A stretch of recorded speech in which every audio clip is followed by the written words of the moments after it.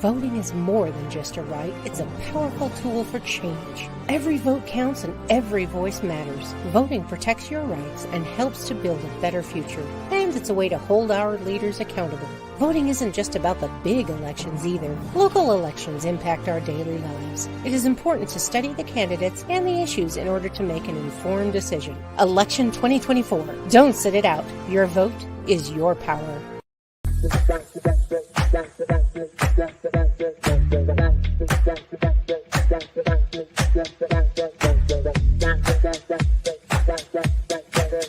PR Connections Radio presents. Well, I guess you can be very successful without one, and probably some people do. But I would not have accomplished anywhere near what I have accomplished without a mentor. I have had a number of mentors, and my whole life has changed dramatically. I went from going nowhere to having a business that operates all over the world. If you want to win in a big way, you want to get a mentor. It's almost like getting a direct pipeline from their mind to your mind, where you're gaining all their wisdom, all their experience, and all the studying that they've done over a number of years. And like that, you get it all in a short period of time. Are mentors important? Well, I'm going to tell you, mentors literally changed the course of my life. Let's take a look at what thinking into results is and what it could do for you, how it came about. You see, my life had changed dramatically. I went from earning nothing to earning over $1 million a year. And I was sitting one day and I was thinking, how did all this happen? Do you know, I was reading Think and Grow Rich. I was studying Earl Nightingale's material. But a lot of people have read those books and studied Earl's material. And they weren't accomplishing what I was accomplishing. So I had to ask myself, what am I doing so different? You see, I had been raised to believe if you're going to earn a lot of money, you've got to be really smart. I was earning over $1 million a year, and I didn't think I was that bright. I was also raised to believe if you don't go to school, you can't win. Well, I hadn't gone to school. I went to high school for about 2 months. I didn't have a good job. I owned the entire company. If you want to be happy, healthy, and prosperous, it's all here. Thinking into results is going to show you how to get it. If what I've said really triggered something in your mind and you're thinking maybe, contact the certified PGI consultant, hit the button, leave the information, do yourself a favor, sit down and talk to them about what this program can do for you. This very well could be the decision that will change the rest of your life. Thank you, Bob. That's Bob Proctor. And I'm Sid Maestri. I'm a certified consultant with the Thinking and Results program. And today, we want to talk about your paradigm, or I should say your programming, the way we're programmed. You may or may not be familiar with the paradigm, or you've heard it. But what it really is, it's our habits, a multitude of habits and ideas. And they control us. Your conscious mind that we're in right now has an idea, is going to take some action. And if it's against your programming, something you haven't done before, you don't want to do it. Well, you're not thinking you don't want to do it, but that's in your programming. And when you go to take the action on that idea,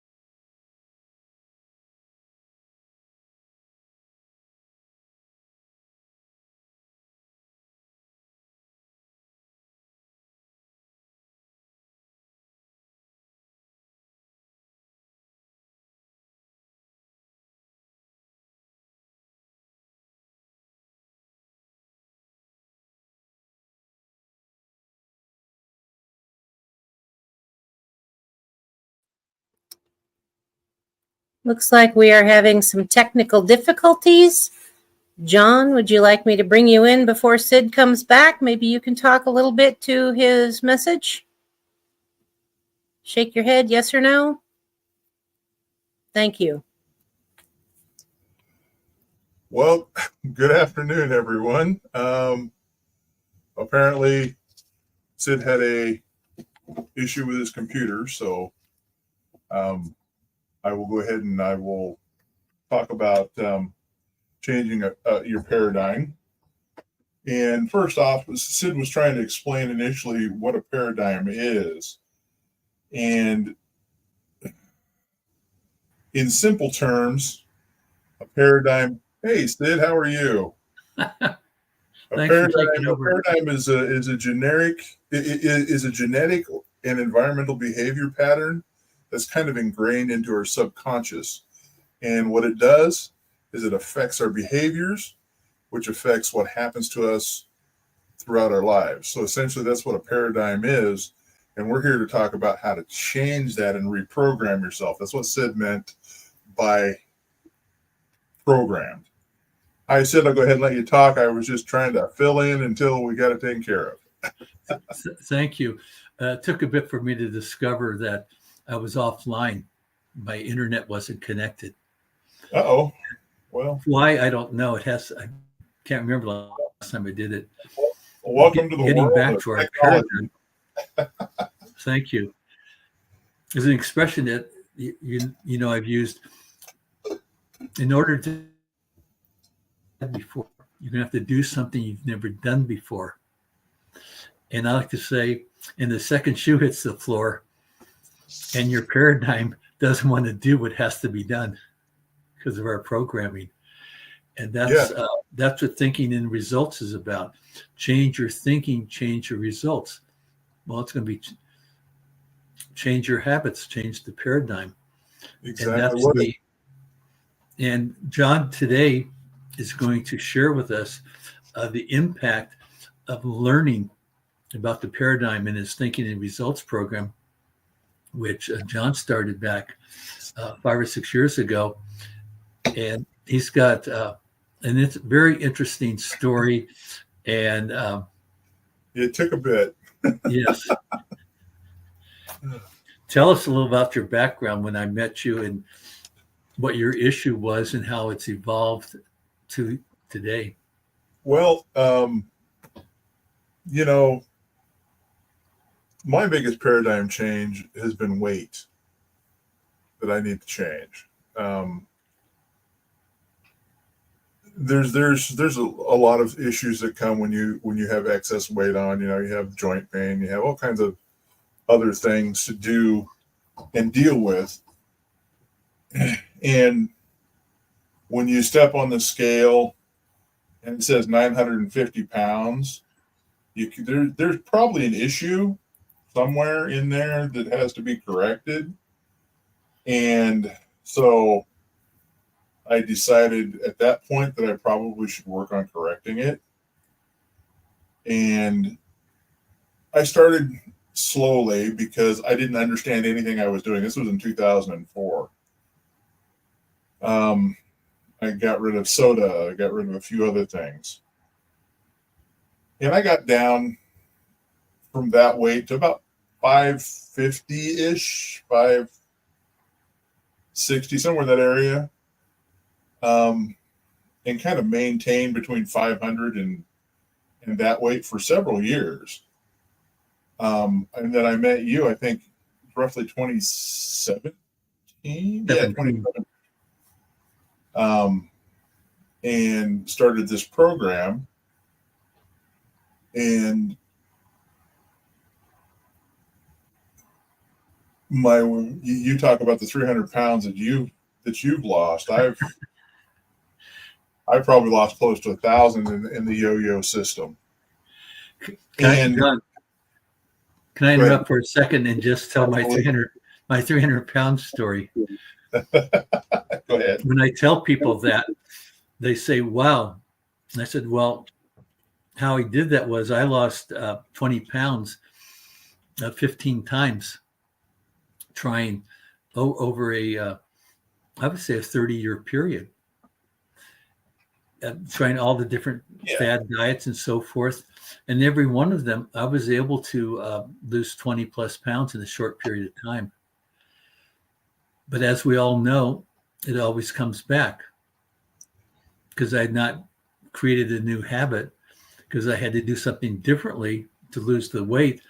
And of course, that was long before I learned what a paradigm was, and was fortunate to meet Bob some years ago. And as soon as I started studying the Thinking Results TIR program, I met somebody that had a program, and it's a 6-week program.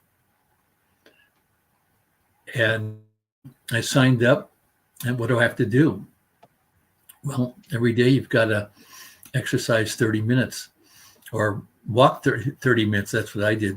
15 minutes in one direction and back, and I could change that, and drink X amount of water. Well, I did that. Had the types of food to eat. I stayed to that schedule. And every night I text the activity for the day and send it off to my coach. And only one time did she chastise me because I'd had a dessert. I said, well, I was at a convention at a big dinner, and like I didn't want to be the only one at the table that wasn't having a dessert. Right. But bottom line was, I lost the weight that I wanted to do, and no one else in the group did. About 4 or 5 others. And I asked my coach, why didn't they have any success? And she gave me the simple answer: they didn't do what they were told to do. And that's coming into the paradigm. Their paradigms wouldn't allow them to do that. Well, and here's the deal, though. You gained it back, though, right? Well, unfortunately, particularly during COVID. And this was the lesson I had to learn. Was you did all the right stuff and it worked, but you still hadn't changed your mindset. You just changed what we're doing physically temporarily. So your subconscious said, oh, well, this is just temporary, so I'm okay with that. And that's what I've been running into. And I didn't, and this took a while to realize on my part how that works, because we're our own worst enemies. We end up sabotaging ourselves more than any outside source ever could. Would you agree with that? 100%. Can we go back for a second? Sure. The weight loss in 2016 was good for 3 years. Mm-hmm. I was eating healthy and exercising. And 16, 17, 18, 19, but it was when COVID hit in. I lived by myself. Yeah. And I totally lost my focus and the comfort foods and so forth. And then afterwards, I did tell you this. So I gained more weight than I was when I lost it in 2016. And I was powerless to not do it. And it was not eating the pizzas and stuff. And it's so easy to get back into, because your subconscious is like, oh, I did this for so long, I'm comfortable here. And he can change that bad habit right back. And that's what happened. The next step after hitting a high in 21, 22, just by eating properly, what I'd been doing before, and I was seeing it coming down, which was reinforcing. So now I'm good. And then this year, I got diagnosed with prostate cancer 6 or 8 months ago. And it affected, I thought I was okay. I'm getting treatment, feeling good. But I started eating bad stuff again. Mm-hmm. And there was a conversation I had with you last week, our last podcast, that I committed to doing exactly what I did in 2016, and I don't have a coach. Well, I do have a coach. I got someone who knows about eating, John Gage. And what do you get every day from me? I get everything you did for the day, everything you consumed, the exercise you did, which is good because that shows commitment, just like me writing everything down. I don't want to John, I don't want to disappoint you and not send you my report. And that's the thing. You don't want to disappoint. It's part of it because when you do it with somebody else, I don't want to be the guy that didn't do it,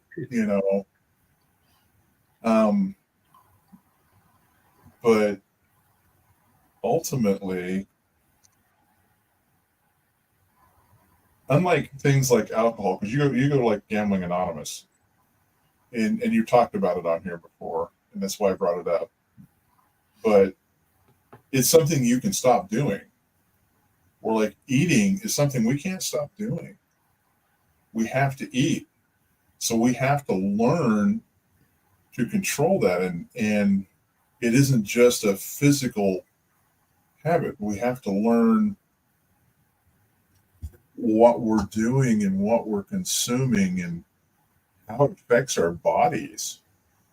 And I think that's been the biggest part of my journey because I got really, when I started getting really serious about losing the weight, I've learned so much about food and I've learned so much about vitamins. I mean, we're discussing today, the difference between cyanocobalamin and methylcobalamin, which are both B12 vitamins, but one's synthetic and the other one's a natural. And by the way, the methylcobalamin is the natural. That's the one you guys should be taking.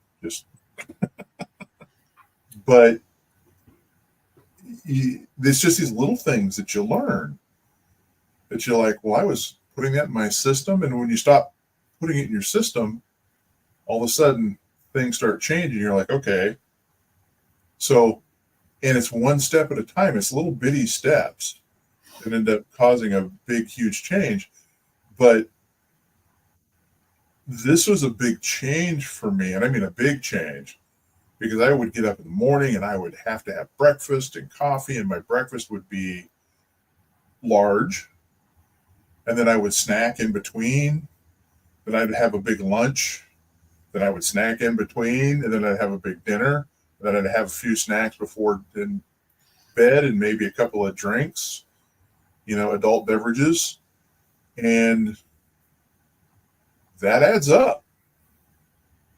And you're putting all that in your system. And now, since I started this, because I started doing it right before we started doing this podcast, I eat one, maybe two meals in a 24-hour period now. And I rarely snack. I save room for one snack, and that's for when my wife is home and we're sitting down watching TV and it's a specific snack of popcorn. So it's not really a huge thing, but I make sure that it's within my caloric intake so I can consume it. But I stopped drinking alcohol. I ate very few grains. Once in a while, I don't hardly eat bread anymore. I don't, I drink mostly water. I do drink a lot of coffee. I drink a lot of coffee.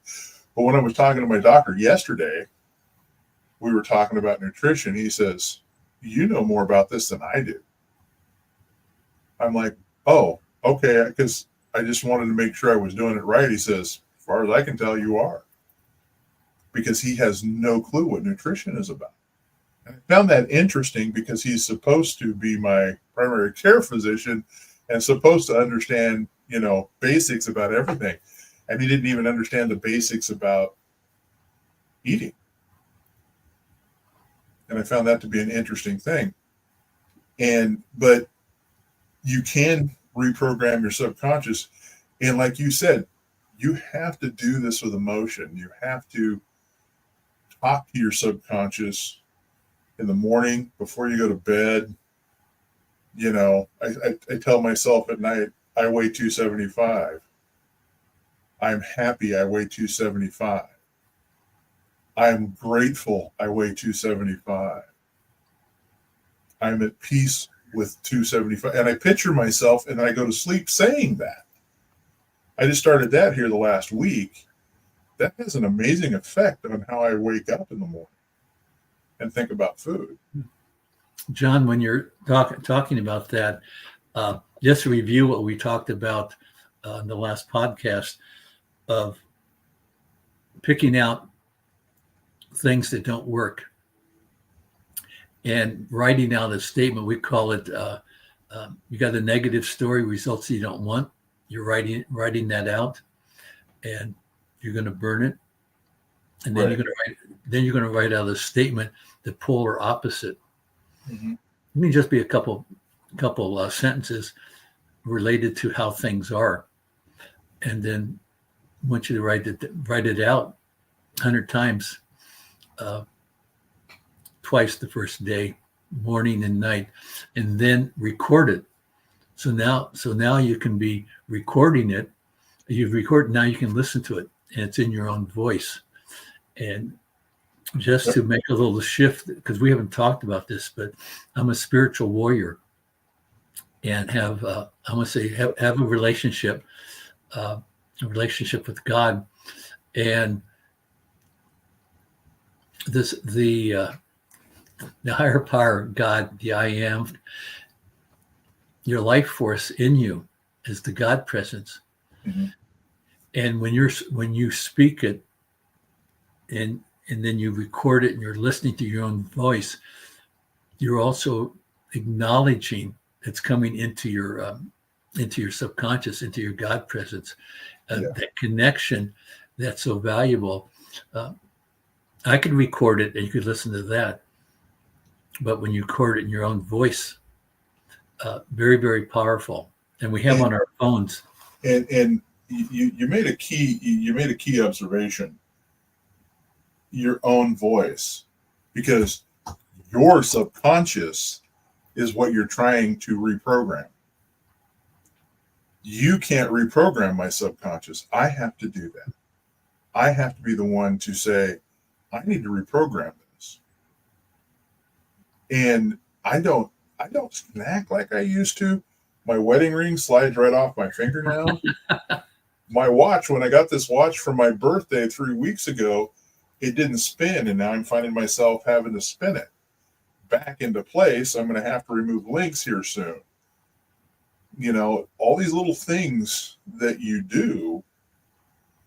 It's like my goal weight is 275, so I've learned that I need to balance the protein, the fats, and I don't need carbs.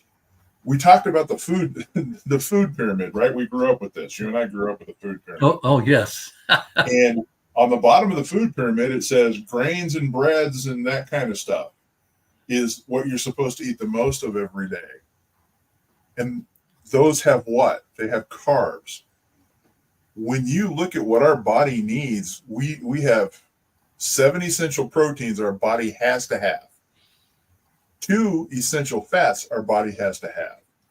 And essential carbs are absolutely 0. None. We could literally go without eating carbs. It's like insulin. We were under the understanding that insulin spikes because we eat sugar, which is true. But do you know what the function of insulin is? This is something I learned here not that long ago. Tell me. Insulin's function is to prevent anything else in the body from burning fuel except sugars, to get rid of them. So I found if I fast for 18 hours before consuming my next food, at least, I've gotten rid of all of that. My insulin levels are back down to normal. I'm in ketosis, which is the keto diet, and what it does is it helps start producing your own stem cells and that kind of thing. So it starts healing your body a little bit. So I try to eat within a 6-hour period because I try to go at least 18 hours before I eat. And I'm finding that I feel better. The doctor even said that that's actually a really good habit. He said, but that's about all he knew. He said, that's about all I know. So I do find it interesting because when I try to talk to physicians about it, it's like you talk to a nutritionist, and they're like, well, yeah, you do understand it. Okay. Is there anything I can do different? Well, no, not really. It's like, thank you. Here's your money. It feels like I'm just throwing it away. And because I really try to understand what I'm doing. And I think that's part of becoming emotionally involved and changing your subconscious. You get really involved in what you're doing because that's the emotional attachment to it that actually causes the change. The one thing that has been consistent for thousands of years is you become what you think about. You also become what you eat. Correct. I hadn't thought of that. What you said about the 18 hours, and I'm looking at, I get up early, say 6-ish, and eat maybe 6. I juice vegetables at 12, and then I normally eat something at 6. Well, that's 12 hours, and the breakfast is breaking the fast, and I'm looking at 12 hours, 6 at night and 6 in the morning. So I thought, oh, well, I can wait till 7, and I can wait another hour and eat an hour earlier. Now I've got 14 hours. And I never break my fast with a carb anymore. I used to, but I no longer break it with carbs. I break it with protein and fats. Because you can actually put if you're hungry, you can put a tablespoon of MCT oil in your coffee, and that'll actually hold your hunger back for a couple of hours. And it doesn't break your fast. What kind of oil was that? The whole idea with the fast is to keep the insulin level down. What kind of oil did you add? What was you added to your coffee? MCT. It's actually NCT. It is actually organic coconut oil. Okay. Cold pressed. Or you can do olive oil or butter.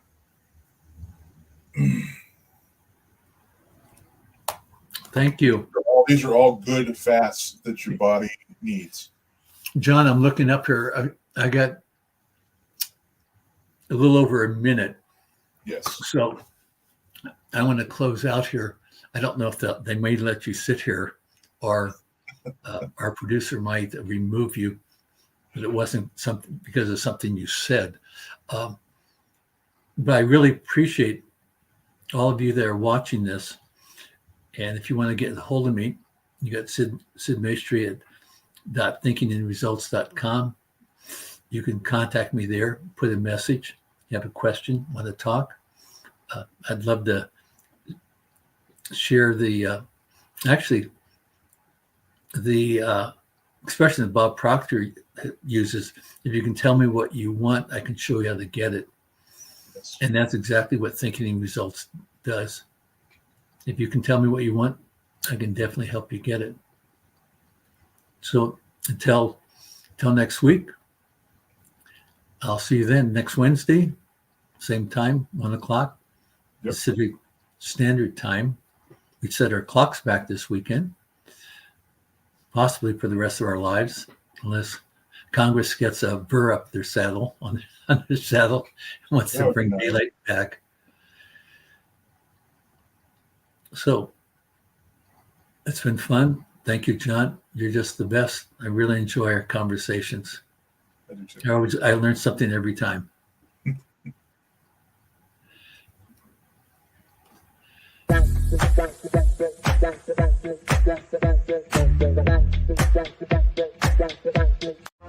Voting is more than just a right, it's a powerful tool for change. Every vote counts and every voice matters. Voting protects your rights and helps to build a better future. And it's a way to hold our leaders accountable. Voting isn't just about the big elections either. Local elections impact our daily lives. It is important to study the candidates and the issues in order to make an informed decision. Election 2024. Don't sit it out. Your vote is your power.